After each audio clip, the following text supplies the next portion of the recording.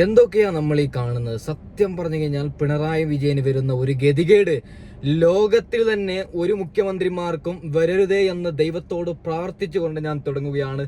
അത്രയും ഞെട്ടിക്കുന്ന നടുക്കുന്ന വാർത്തയാണ് വരുന്നത്. ഒരു വോയിസ് ക്ലിപ്പ് ഉണ്ട്.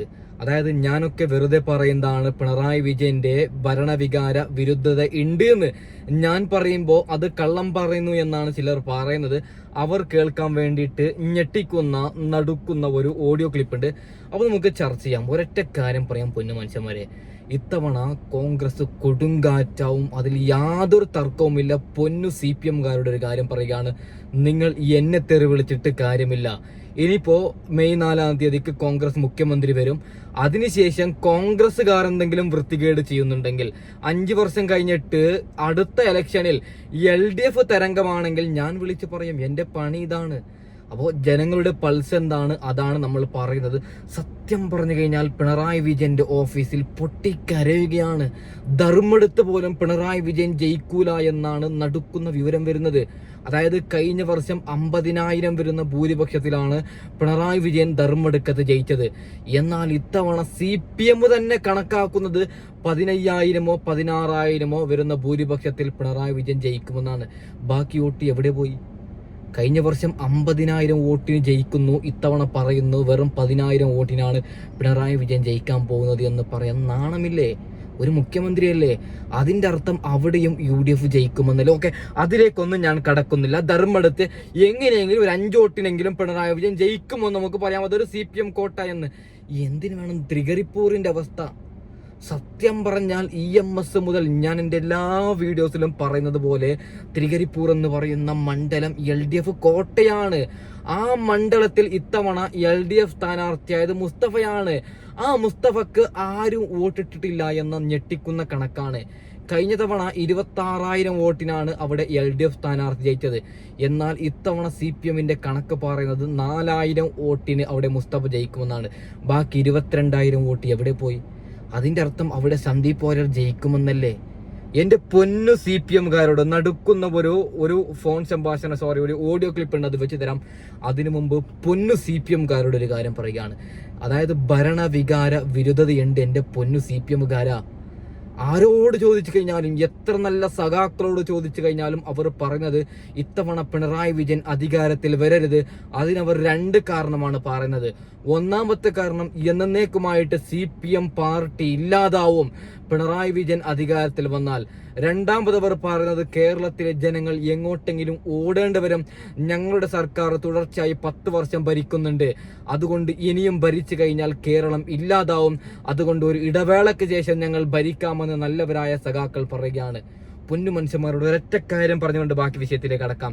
ചില സഖാക്കന്മാർ പറയുന്നത് പിണറായി വിജയൻ നല്ല മുഖ്യമന്ത്രിയാണ്, അല്ലെങ്കിൽ എന്തുകൊണ്ടാണ് തുടർ 2ാമത് അധികാരത്തിൽ വന്നത് എന്ന്.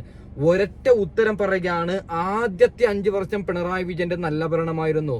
കിറ്റ് കൊടുത്തതാണ്, അത് വലിയ നല്ലതെന്ന് ഞാൻ പറയുന്നില്ല. പ്രളയം വന്നപ്പോൾ ഒക്കെ കിറ്റ് നല്ലോണം കിറ്റ് കൊടുത്തു. അപ്പോൾ സാധാരണക്കാരായ മനുഷ്യന്മാർ വിചാരിച്ച് ഇത് തന്നെയാണ്. അതായത് 5 കിലോ അരിയും എല്ലാ സാധനവും ഇട്ടിട്ട് ഓരോ വീട്ടിലേക്കും കൊടുത്തു. അപ്പോൾ പിണറായി വിജയൻ നല്ലവനാണെന്നാണ് എല്ലാവരും വിചാരിച്ചത്, അതുകൊണ്ടാണ് ജയിച്ചത്. 2ാമത്തെ പിണറായി സർക്കാർ ഓണത്തിന് അരി പോലും കൊടുത്തിട്ടില്ല കിറ്റ് പോയിട്ട്. എത്ര രൂപ കടമാണ്? അങ്ങനെയുള്ള പിണറായി വിജയനിവിടെ കേരളം ഭരിച്ചു കഴിഞ്ഞാൽ എന്താവും അവസ്ഥ? കേരളത്തിന്റെ അവസ്ഥ ഒന്നും ഞാൻ പറഞ്ഞില്ല. CPM ശക്തി കേന്ദ്രങ്ങളായ കാസർഗോഡിലേക്ക് വരികയാണെങ്കിൽ, കാസർഗോഡിൽ എല്ലാ വട്ടവും അതായത് 3 മണ്ഡലം CPM കോട്ടയാണ്. അതടക്കം ഇത്തവണ പോവുമെന്നാണ്. തൃക്കരിപ്പൂരിൽ സന്ദീപ് വാര്യർ ജയിക്കും, എന്നാൽ CH കുഞ്ഞമ്പു ജയിക്കുന്നൊരു മണ്ഡലമുണ്ട്, അതും തോറ്റു പണ്ടാരടങ്ങുമെന്നാണ് ഞെട്ടിക്കുന്ന എക്സിറ്റ് പോൾ റിപ്പോർട്ടിൽ പറയുന്നത്. ഈ 2 മണ്ഡലം നോക്കിയാൽ തന്നെ മലബാറിന്റെ അവസ്ഥ നമ്മൾ പറയേണ്ടതല്ലോ. CPM-ന്റെ കോട്ടയിൽ തന്നെ CPM ഇല്ലാതാവുന്നു എന്ന് പറയുമ്പോൾ മലബാറിന്റെ അവസ്ഥ എന്നാണ്? എൻ്റെ പൊന്നു മനുഷ്യന്മാരെ, എൻ്റെ സർവേയിൽ ഞാൻ കൊടുത്തത് ഒരു 82 സീറ്റ് UDF-ൽ കിട്ടുമെന്നാണ്. ചിത്രം അതല്ല. ഒരുപക്ഷെ VD സതീശൻ പറയുന്നത് പോലെ നമ്മൾ 2019 ലോക്സഭാ ഇലക്ഷനിൽ എന്താണ് കണ്ടത്? 19 സീറ്റ് UDF നേടിയില്ലേ, വെറും 1 സീറ്റല്ലേ LDF-ന് കിട്ടിയത്. എന്നാൽ ഇത്തവണ അതേമാതിരി ഒരുപക്ഷെ 120 സീറ്റ് കിട്ടിയാലും അത്ഭുതപ്പെടേണ്ട ആവശ്യമില്ല. അത്രയും പിണറായി വിജയനെ ജനങ്ങൾ വെറുക്കുന്നുണ്ട്. പിണറായി വിജയനും കൂട്ടാളികളും കൂട്ടരും ഇപ്പോൾ ആഗ്രഹിക്കുന്നത്, ഞങ്ങൾക്ക് ഭരണം വേണ്ട, വലിയ വലിയ മന്ത്രിമാർ ഒന്ന് ജയിച്ചു കിട്ടിയാൽ മതിയായിരുന്നു. വി ശിവൻകുട്ടി ജയിക്കണം, പിണറായി വിജയൻ ജയിക്കണം, റിയാസ് ജയിക്കണം. റിയാസൊക്കെ തോറ്റു പണ്ടാരമടങ്ങും. ശിവൻകുട്ടിയുടെ അവസ്ഥ ഇഞ്ചോടിഞ്ചായിരിക്കും. അവിടെ കോൺഗ്രസ് ആണ് ആരധികാരത്തിൽ വരുമെന്ന് തീരുമാനിക്കുക. അത് വിഷയത്തിൽ ഞാൻ കടക്കുന്നില്ല. തൃക്കരിപ്പൂരിന്റെ അവസ്ഥ എന്തെന്നാണ് നമുക്ക് ജസ്റ്റ് ഒന്ന് കേട്ട് നോക്കാം. ഓക്കെ, അതിതീവ്രമല്ലാതെ സോഷ്യൽ മീഡിയയിൽ പോസ്റ്റ് ഇടുന്ന കെ അബ്ബാസിന്റെ പോസ്റ്റ് എങ്ങനെയാണ്? തൃക്കരിപ്പൂരിൽ ഐക്യമുന്നണി വിജയം പ്രതീക്ഷിക്കുന്നത് രാഷ്ട്രീയ ബലാബലത്തിലാണ്. കോൺഗ്രസിനും ലീഗിനും ഒരുപോലെ ശക്തമായ വേരോട്ടമുള്ള മണ്ഡലം. നേരിടുന്നത് CPIM ഏതാണ്ട് ഒറ്റയ്ക്ക്. ഇടതുമുന്നണിയിൽ മറ്റൊരു കക്ഷിക്കും ആൾബലമില്ല. EK നായനാരുടെ കാലത്ത് 5 CPMമാരെ തീയിട്ട് കൊലപ്പെടുത്തിയ സ്ഥലം. 2 സഹോദരങ്ങളുടെ ജീവൻ കൊടുത്തും കോൺഗ്രസ് ചെറുത്തുനിന്ന മണ്ഡലം. കോൺഗ്രസിന്റെ ശേഷി എത്രത്തോളം ഊഹിക്കാം. എന്നാൽ CPMലെ ഡോക്ടർ VP മുസ്തഫയ്ക്ക് വ്യക്തിബന്ധങ്ങളേറെയുണ്ട്. അതിനെ തകർക്കാൻ ഐക്യമുന്നണിക്ക് കഴിഞ്ഞു. പള്ളിയിൽ പോകാത്തയാൾ എന്നായിരുന്നു സാമൂഹ്യ മാധ്യമങ്ങളിലൂടെ പ്രചരണം. 1,67,315 പേർ വോട്ട് രേഖപ്പെടുത്തി. ഏതാണ്ട് 43,000 പേർ വിട്ടുനിന്നു. ഇതിൽ ഭൂരിപക്ഷം ഐക്യമുന്നണിയുടേതാകുമെന്നാണ് ഇടത് പ്രതീക്ഷ. ആയിരക്കണക്കിന് ആളുകളെ ഇസ്രായേൽ കൊലപ്പെടുത്തിയിട്ടുണ്ടെങ്കിലും ഫലസ്തീന് വേണ്ടി എന്തിനിവിടെ പ്രകടനം നടത്തണം എന്ന് ചോദിച്ച പാലക്കാട്ടെ സ്ഥാനാർത്ഥിയോടെ അതേ രാഷ്ട്രീയ ബോധമുള്ള ആളാണെങ്കിലും ഇവിടുത്തെ സ്ഥാനാർത്ഥിക്ക് വേണ്ടി ലീഗും ജമാഅത്തും കൈമറന്ന് പ്രവർത്തിച്ചു. മുസ്തഫയ്ക്കെതിരെ സാമുദായിക വികാരം ഇളക്കിവിടുകയും ചെയ്തു. മലബാറിൽ മിക്കയിടത്തും ഇതേ ശൈലിയായിരുന്നു, ഇതേ പാറ്റേൺ. തൃക്കരിപ്പൂരിൽ മുസ്തഫ തോറ്റാൽ കണ്ണൂർ ഒഴികെ മലബാറിലെ മിക്ക മണ്ഡലങ്ങളിലും ഇതാണ് അടിയൊഴുക്കെന്ന് ഉറപ്പിക്കാം. അപ്ഡേറ്റ് പ്രവാചക നിന്ദ ജമാഅത്ത് ഇസ്ലാമിക്കാരും മുജാഹിദിൽ പ്രവർത്തിക്കുന്ന ലീഗുകാരും നടത്തിയിട്ടുണ്ട്. ഉദാഹരണം ഷാജി, നിങ്ങൾ പിന്തുണയ്ക്കുന്നല്ലോ. അപ്ഡേറ്റ് 2 നിരീശ്വരവാദമാണ് പ്രശ്നമെങ്കിൽ നിങ്ങളെങ്ങനെ നെഹ്റുവിൻ നിരീശ്വരവാദികൾക്ക് ജയ് വിളിക്കും. അപ്ഡേറ്റ് 3 പോസ്റ്റുകൾ ലീഗ് വിരോധം കൊണ്ടോ കോൺഗ്രസ് വിരോധം കൊണ്ടോ അല്ല. എൻ്റെ ജില്ലയിൽ രാഷ്ട്രീയ യാഥാർത്ഥ്യങ്ങൾ ഓരോ മണ്ഡലം വെച്ച് നോക്കുകയാണ്. മിക്ക പെയിന്റുകളും ലീഗുകാരിൽ നിന്ന് കിട്ടിയതും എൻ്റെ നിലപാടിൻ്റെ അടിസ്ഥാനം രാഷ്ട്രീയം വേറെ മതം വേറെ. എന്നിട്ട് ഇടതുമുന്നണി വിജയിക്കും എന്ന് പറയുന്ന ഈ അബ്ബാസ് പറയുന്നു തൃക്കരിപ്പൂരിൽ ഒരുപക്ഷെ LDF തോറ്റാലും അത്ഭുതപ്പെടേണ്ടെന്ന്. ഇതേ ആത്മവിശ്വാസം. അതായത് ഞാൻ പരിശോധിക്കുമ്പോൾ തൃക്കരിപ്പൂരിലെ നല്ലവരായ CPMകാരോടും BJPക്കാരോടും കോൺഗ്രസ്സുകാരോടും ഞാൻ ചോദിച്ച സമയത്ത് എനിക്ക് കിട്ടുന്ന അപ്ഡേറ്റ് ഞെട്ടിക്കുന്ന അപ്ഡേറ്റ് ആണ്. അതായത് CPMകാർ പറയുന്നത് 2,000-3,000 ഭൂരിപക്ഷത്തിൽ ജയിക്കുമെന്നാണ്. കഴിഞ്ഞ തവണ 26ആണ്. അതിന്റെ അർത്ഥം തോക്കുമെന്നല്ലേ?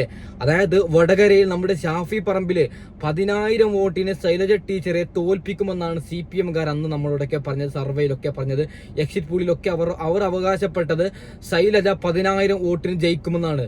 നേരെ മറിച്ചിട്ട് 1.5 ലക്ഷം ഭൂരിപക്ഷത്തിലല്ലേ ഷാഫി പറമ്പിൽ ജയിച്ചത്. അപ്പോൾ ഇവരെ മുസ്തഫക്ക് 2,000-3,000 ഭൂരിപക്ഷം എന്ന് പറയുമ്പോൾ സന്ദീപ് വാര്യർ അവിടെ കൊടുങ്കാറ്റായില്ലേ? സത്യം പറഞ്ഞു കഴിഞ്ഞാൽ സന്ദീപ് വാര്യരെങ്ങാലും അവിടെ ജയിച്ചു കഴിഞ്ഞാൽ പൊന്നു മനുഷ്യന്മാരെ സന്ദീപ് വാര്യന് മന്ത്രിസ്ഥാനം അടക്കം കിട്ടും. കാരണം CPM കോട്ടയാണ്, ആർക്കും കഴിഞ്ഞിട്ടില്ല അതിനെ തകർത്ത് തരിപ്പണമാക്കാൻ.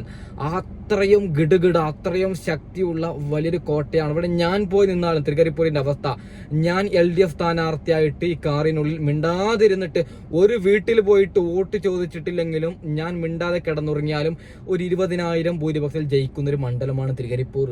അപ്പോൾ ഇത്രയും പണിയെടുത്തിട്ടും CPM അങ്ങനെയുള്ള മണ്ഡലത്തിൽ 2,000 വോട്ടിന് ജയിക്കുമെന്ന് പറഞ്ഞാൽ കേരളത്തിന്റെ മൊത്തത്തിലുള്ള അവസ്ഥ.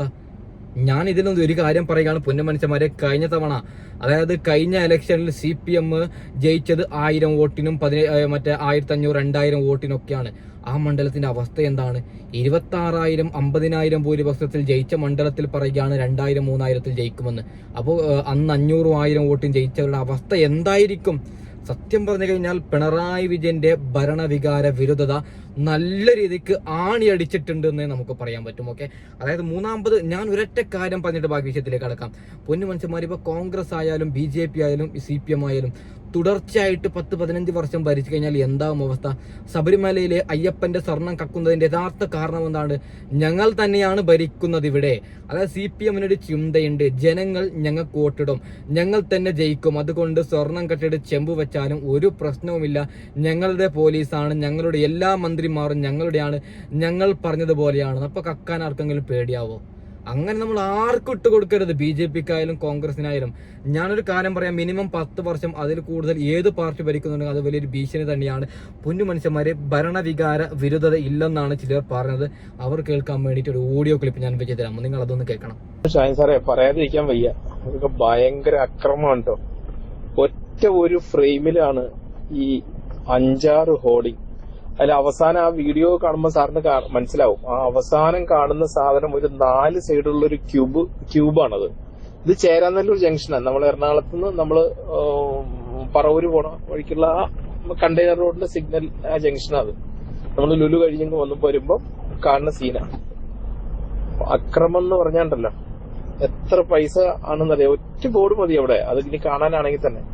ഇതില് ഏറ്റവും വലിയൊരു കോമഡി എന്താന്ന് വെച്ചാല്, ഒരു 2 ദിവസം മുന്നേ നമ്മുടെ ഒരാള് ഒരു വിദേശ വനിതേനെ കൊണ്ട് എയർപോർട്ടിൽ കൊണ്ടുവിടാൻ പോയി. പുള്ളിക്കാരി അത്താണിയെ കണ്ടെത്തിയപ്പോ ഈ പടം കണ്ട് ചോദിച്ചത് ഹൂ ഈസ് ദിസ് പേഴ്സൺ എന്ന് ചോദിച്ചു. അപ്പൊ പറഞ്ഞു അത് ഇവിടുത്തെ CM ആണെന്ന് ചോദിച്ചു. പുള്ളി എടുത്ത വഴിക്ക് ചോദിച്ചെന്നറിയോ, അവർ എക്സ്പയർ ആയോന്ന്.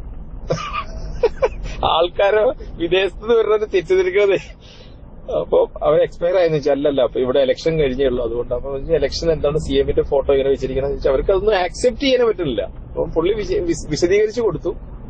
പക്ഷെ അവര് അത് ആക്സെപ്റ്റ് ചെയ്യണ പോലും ഇല്ലെന്നാ പറഞ്ഞേ. അങ്ങനെ എന്തിനങ്ങനെ ചെയ്യണം?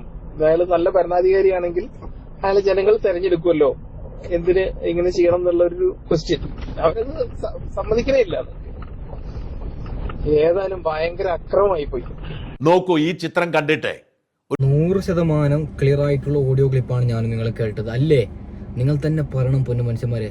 പിണറായി വിജയൻ നല്ലൊരു ഭരണാധികാരിയാണെങ്കിൽ നമുക്ക് ഫ്ലക്സിന്റെ ആവശ്യമുണ്ട്, നമുക്ക് PR-ന്റെ ആവശ്യമുണ്ട്. ഒരുത്തനുണ്ട് അരുൺകുമാർ റിപ്പോർട്ടറിന്റെ. പിണറായി വിജയനെ പൊക്കി എന്തിനാണ്? സത്യസന്ധമായിട്ട് വാർത്ത കൊടുത്തൂടെ? ജനങ്ങൾക്ക് നല്ലത് ഭരിച്ചാൽ നല്ലത് പറയണം. ആദ്യ പിണറായി സർക്കാർ ഇത്തിരിയെങ്കിലും നല്ലതായിരുന്നു, കിറ്റൊക്കെ കൊടുത്തിരുന്നു. നല്ലത് കാണിച്ചാൽ നല്ലത് പറയണം, ചീത്ത കാണിച്ചാൽ ചീത്ത പറയണം. എന്തിനാണ് വെറുതെ പൊക്കി പറയുന്നത്? ഇവിടെ ആ മദാമ ചോദിച്ചത് കേട്ടില്ലേ? നല്ലൊരു CM ആണെങ്കിൽ എന്തിനു ഫ്ലക്സ് വെക്കണം? ജനങ്ങൾക്ക് അറിയില്ല അദ്ദേഹത്തെ ജയിപ്പിക്കണമെന്ന്. അപ്പോൾ ഞാൻ പറഞ്ഞു വരുന്നത്, അതായത് CPM-ന്റെ ചരിത്രത്തിൽ തന്നെ ആദ്യമായിട്ട് CPM ഒരിക്കലും വിചാരിക്കാത്ത രീതിയിലുള്ള വലിയൊരു തോൽവിയാണ്. എനിക്ക് പേഴ്സണലി CPM-നോട് വലിയ എതിർപ്പൊന്നുമില്ല. പക്ഷെ ജനങ്ങളുടെ പൾസ് ഞാൻ വിളിച്ച് പറയുന്നുണ്ട്. അതായത് മറ്റന്നാൾ മെയ് 4-ാം തീയതി വോട്ടെണ്ണി കഴിഞ്ഞാൽ നിങ്ങൾക്ക് അറിയാൻ പറ്റും ഞാൻ പറയുന്ന രീതി എങ്ങനെയെന്ന്. അതായത് CPM ഇന്നവരെ വിചാരിക്കാത്ത രീതിയിൽ വലിയൊരു അട്ടിമറി ജയം, ഒരുപക്ഷെ VD സതീശൻ ഉദ്ദേശിക്കുന്നതിനേക്കാളും അപ്പുറത്തെ ജയം ഈ പറയുന്ന കോൺഗ്രസ് തൂത്തുമാറുന്നത് യാതൊരു തർക്കവുമില്ല. അതായത് ഇതിനൊക്കെ മുഖ്യമായിട്ടുള്ള കാരണം ഒന്ന് ഭരണവികാര വിരുദ്ധത, മറ്റൊന്ന് ഇലക്ഷൻ സമയത്ത് രാഹുൽ മാങ്കൂട്ടത്തിന് പെണ്ണ് കേസ് ഒന്നിന് പിറകെ. ഞാനൊരു കാര്യം പറയുകയാണ്, അതിജീവിതന്മാർക്ക് നീതി കിട്ടണ്ടെന്നല്ല. ആദ്യമൊക്കെ എവിടെ പോയിരുന്നു ഈ വന്ന അതിജീവിതന്മാരൊക്കെ? 4-5 വർഷം 2021 പീഡിപ്പിച്ചു, 22 നിന്നല്ലേ? രാഹുൽ അങ്ങനെ ഒരു തെറ്റ് ചെയ്തിട്ടില്ല എന്നാണ് ഞാൻ പേഴ്സണലി മനസ്സിലാക്കുന്നത്. കോടതി എന്ന് പറയുന്നു. അപ്പോൾ അന്നാണ് ഞാൻ വിശ്വസിക്കുന്നത്. അപ്പോൾ ഞാൻ പറഞ്ഞു വരുന്നത്, അതായത് പീഡനത്തിന്റെ പെണ്ണ് കേസെല്ലാം കൊണ്ടുവരേണ്ടത് ഞങ്ങൾ ചെയ്ത നല്ല കാര്യമാണ് പിണറായി വിജയൻ സർക്കാർ പറയേണ്ടത്. ഇതാണോ? അപ്പോൾ തൽക്കാലം എൻഡ് അപ്പ് ചെയ്യുകയാണ്. അടുത്ത വീഡിയോ ഇടം വരാം. ബൈ. ഓക്കെ.